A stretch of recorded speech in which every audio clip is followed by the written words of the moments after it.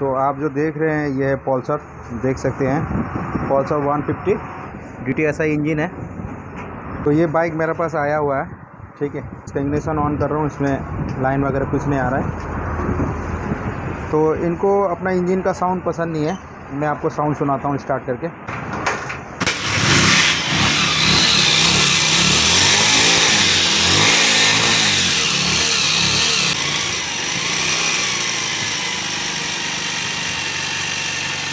पूरा झर कर रहा है, तो इनको ये साउंड पसंद नहीं है।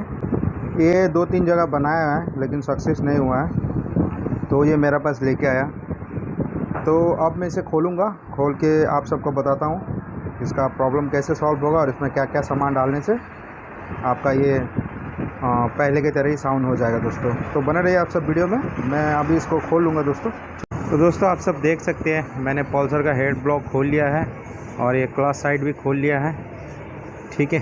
तो अगला ने जहाँ पे बनाया था देखिए ये सारा सामान डी लगा दिया है। देखिए क्लच प्लेट ओरिजिनल बोल के ये बजाज का जो पैकिंग वाला सामान है वो डाल दिया है, ठीक है।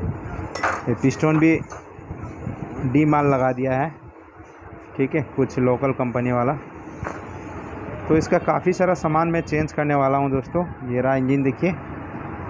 तो इसका इंजन का जो साउंड कर रहा था वो साउंड कैसे बंद होगा, मैं इसमें क्या क्या सामान डालूँगा, मैं आप सभी के साथ साझा करूँगा मैं इसमें क्या क्या सामान डालने वाला हूँ।